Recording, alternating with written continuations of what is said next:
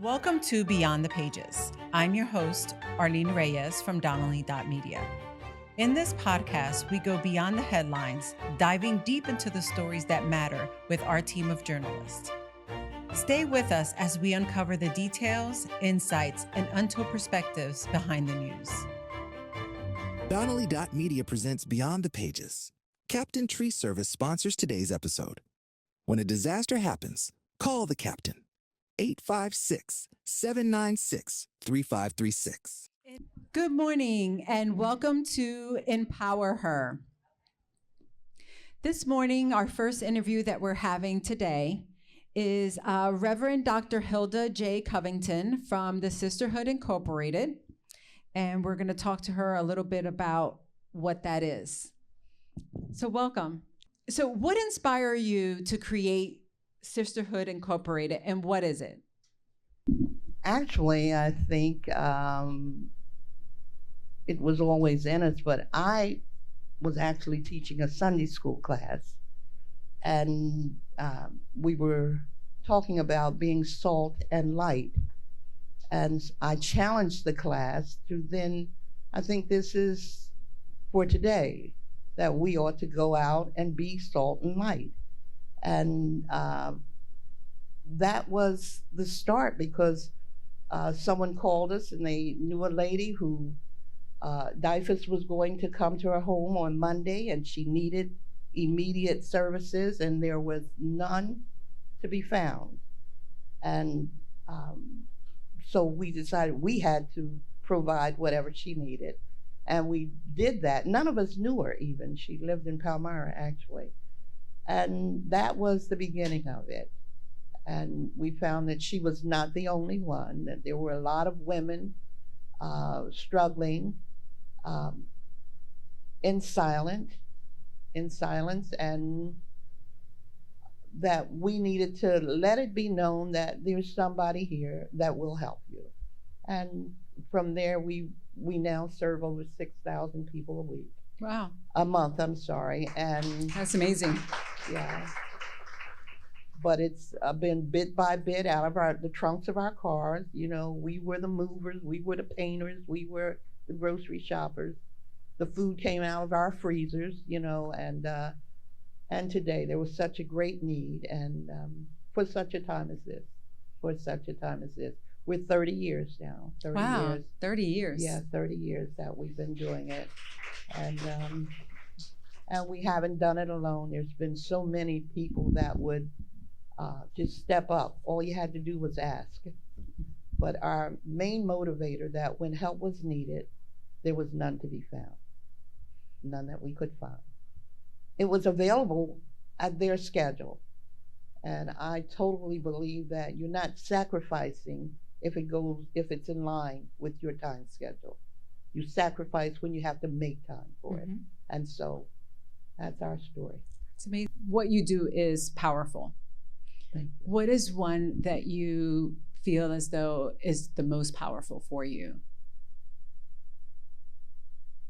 Maybe just a moment or a conversation.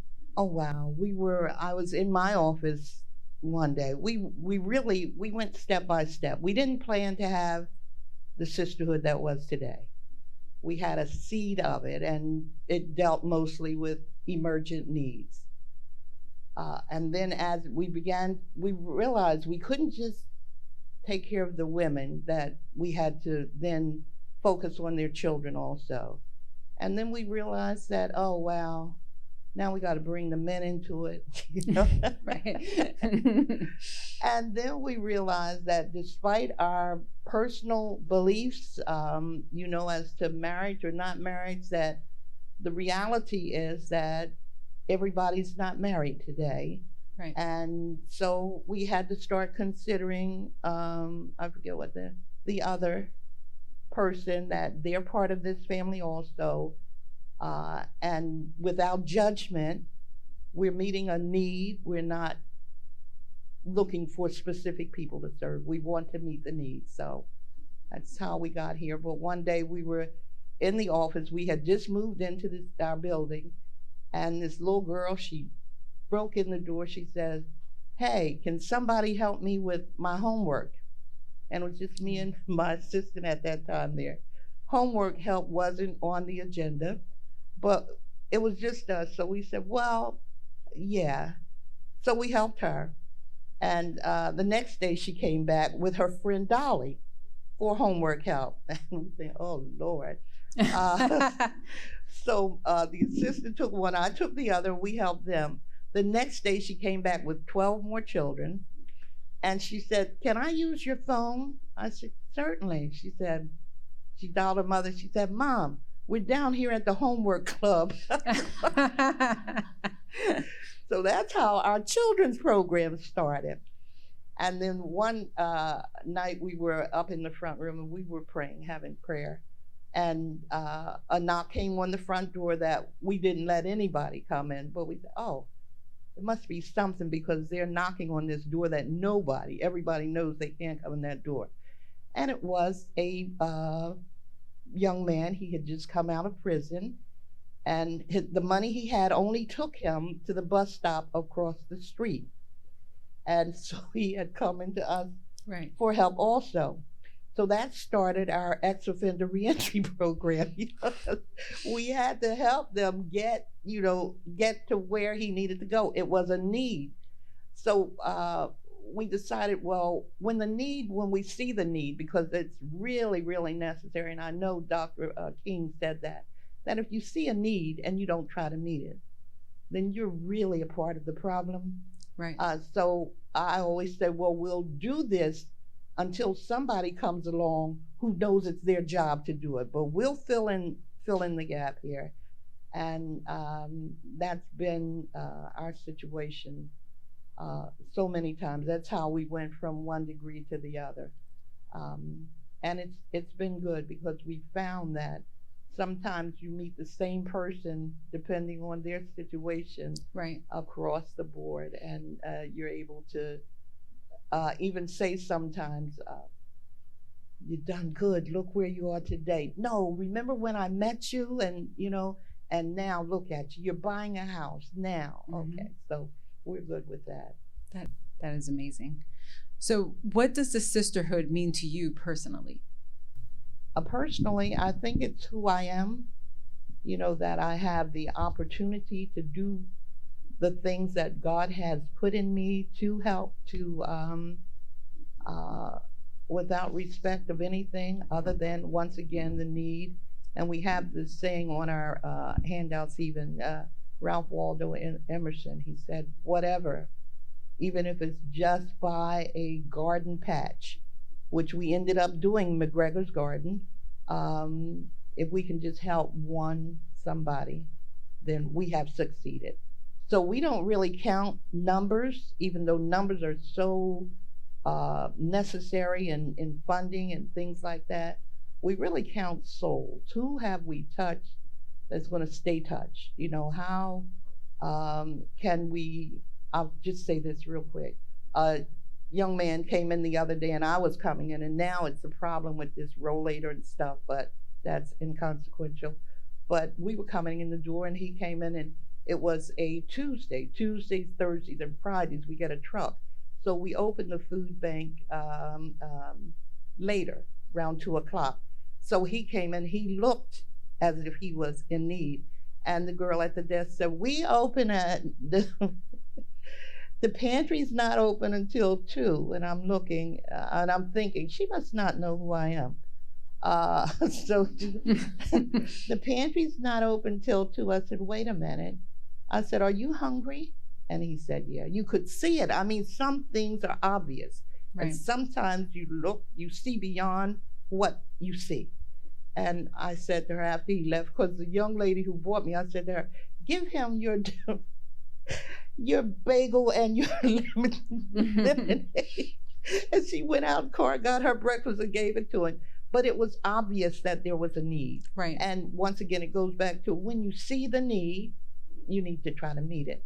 And it was so funny because I said to her, now, we're going to have to retrain you, honey. Because this is our difference, is that we don't look at what is said or what is seen. We want to go deeper. And that young man, obviously, and he was homeless. He You could tell by the coloring in his skin that he needed to bathe and all of that. And she's so funny now because I think she thinks I'm a policeman. But it's necessary that when you do work like this, that we do, you need to feel it more than see it. Right. It's great to be wonderful at what you do as far as typing and inputting figures and all that, but there still needs to come a something that causes your heart to beat a little harder. Right. So. Now, tell us all how we can get in contact with the Sisterhood. How can we help? What type of help do you accept? Well, right now we're going through a revitalization program because we bought these buildings, which God only knows, only God could have. It was funny. In the middle of trying to get them, I actually laid on my desk and cried. I said, "Oh God, you got to do this. You got to do this. If you want us to have these buildings, then you got to buy these buildings." And he did. It was amazing. It was amazing. But we always need cash funding because we're in the middle. The buildings are old. They're historical. We got a grant for some rehab, but we did the roof, and instead of being one roof in the historical section, there were 3 roofs. So that sucked up my personal project is getting siding on the building. Right. Because I think if it looks better, I have talked so badly about other people, so Right. What your building should look at. Somebody's riding past talking about, oh, look at that building. I said, we got to get some nice siding. And but food, clothing, what you think is a mess, women sometimes, I've seen them fight over a bra, and it's really amazing. Anything that, it's winter now, we do emergency kits with maybe the warmers, toothbrushes and like that. We didn't intend to do baby stuff, and now, we have to have Pampers and anything that will meet an emergent need. That's what we need. We don't charge for anything.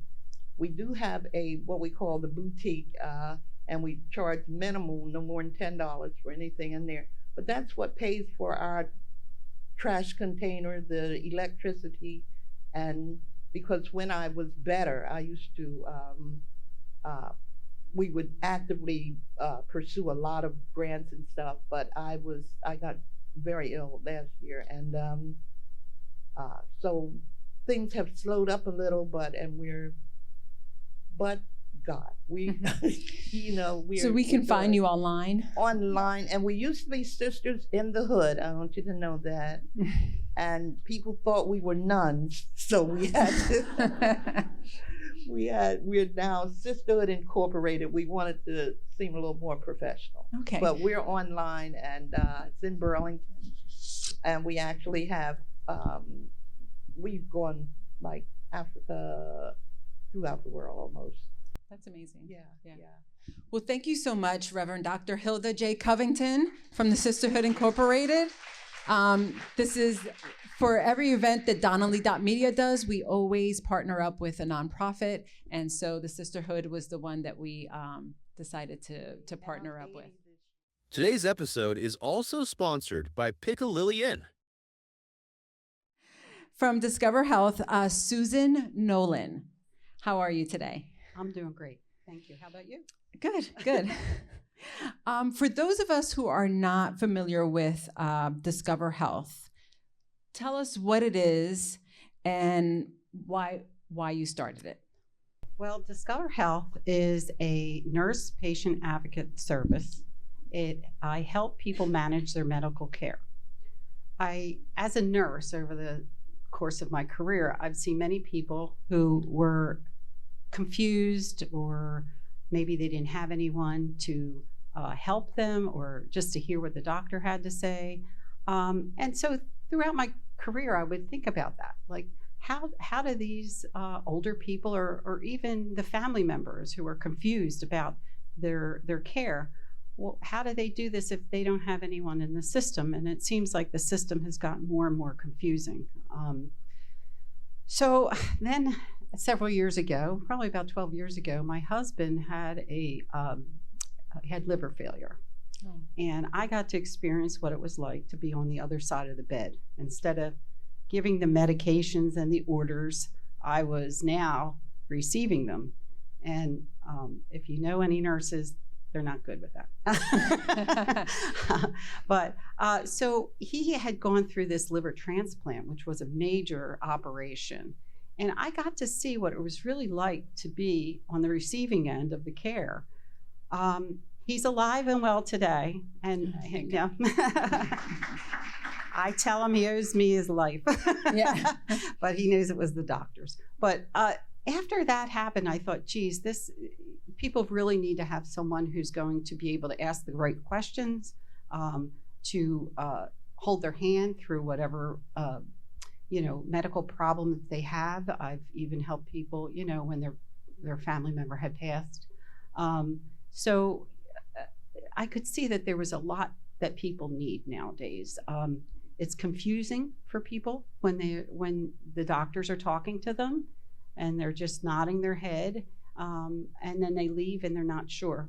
And I understand that, because as a nurse, sometimes they're talking to me and I'm like not listening either. So they needed someone basically to be their support and also be their guide. So what are some of the exact services that you provide? Okay. Well, first of all, when I first start with somebody, I do an assessment. So as the doctor who was up here was saying, you have to serve the person's need and find out what it is they really need. Maybe it's finding medical providers. A few years ago, we were having a hard time finding psychiatrists after the pandemic, because apparently they all decided to retire. So which was very difficult when I was trying to help people manage their medications, especially psychiatric medications. Very, very, risky. You have to be careful with that. So, making sure that they understand what their medications are, their diagnoses. If they need further information, I do research for them, maybe to find them, clinical trials, things like that. Also help coordinate care between the doctors. If you go to the doctors now and you have a paper cut, you have to go to a paper cut specialist. Right. The PCP of years ago is no longer. They usually farm you out to another specialist. So I help with that. And I also help sort out insurance. People sometimes get these humongous bills, and it's very confusing for them. So I help try to sort that out, and I'll call with them on a conference call to the insurance company or even to the hospital to find out, like, what are these the correct charges? I was just telling someone earlier that I had a gentleman who had a rare disorder, who has a rare disorder, and he had to go to the hospital. So the ambulance came, took him to the hospital. There was some mix-up. He was sent back home. 3 times he went to the hospital, and they charged him $10,000 for each ambulance ride. Well, wow. Other than being dipped in gold, I couldn't understand why they charged him so much. Right. But we talked. We went through all the people that we could find to find out why it's so expensive and why his insurance didn't cover it. And we finally got him down to $187. That's great. Yeah. So yeah, that's amazing. But yeah, he was very happy about that, because he had lost his job as well because of his medical diagnosis. He couldn't work any longer. Okay. Yeah. All right. That's great that you answered about the insurance, because that was my next question for you. Yeah. So how can women entrepreneurs and business leaders use healthcare advocacy as a tool to empower their teams? Mm-hmm. Well, for preventive care, what I offer is, educational opportunities, presentations, so that they can understand what their care needs they should look for, and for insurance. So not only that, many people who are working now, they don't have the time to maybe find doctors or take care of their elderly parents. Usually it's someone in the sandwich generation that not only has their own health needs, but they also have their parents' health needs. So it kind of helps alleviate the stress of trying to take care of a loved one. And they can get to the bottom of what's going on. Right. Okay. Does anyone have any, we can open to some questions. Sure. Does anyone have any questions for Susan from Discover Health? Yeah. So the question was, does she charge for the services, or how does that work? Yes, I work solely for the client. So I'm not paid by insurance or by the health system. So, which makes it a little different for people. I work solely for them. So I'm not boxed in by anything that the insurance company or the health system would mandate. Oh, there's another question. So she's asking if there are any cultural specialists, caregivers within the organization. Right. For various cultures, different languages. Right. Correct. Do you have anyone that? Well, I'm a sole entrepreneur, so I work within the boundaries of people's culture. As far as like finding them services, yes, I would find them people who, if they can only have women caregivers, for instance, I would definitely find that. I've been in the health system. Well, I've been a nurse for almost 30 years. I started as a bedside nurse and worked my way up to a director. So I learned how the system works. And one is culture. Culture does play a big part in that. And you have to be sensitive to people, their needs. I don't just look at their medical, I look at them as a whole person. So, if something is going to make them happier, or if that's their belief, that should be, something that's, respected. Okay. I think we can take one more question. Is there a time to reach out to you? Like when someone is having medical problems, or is that what you mean? Yeah. I think she means during any medical situation, when's the best time to reach out? Well, usually people call me when it becomes a hairball. And I usually come in and I'm used to that because you don't know until you get to that point. For instance, I have a client recently who was in a rehab for almost 3 months, 91 years old. The family said, he's got bed sores, and, they're saying that he needs more therapy. Well, he could get therapy at home, and he was getting institutionalized, basically, being inside a rehab. He wasn't progressing. So we worked with the facility to have him discharged to home and got services set up for him at home, where he was much happier and just much more relaxed.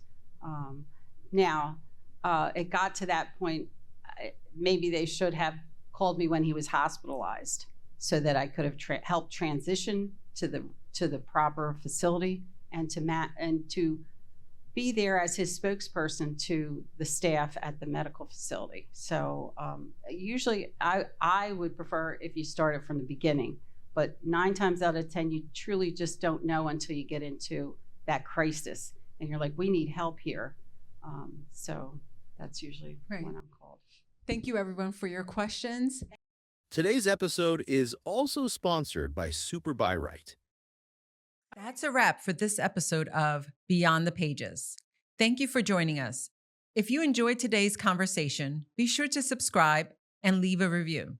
Until next time, keep reading between the lines.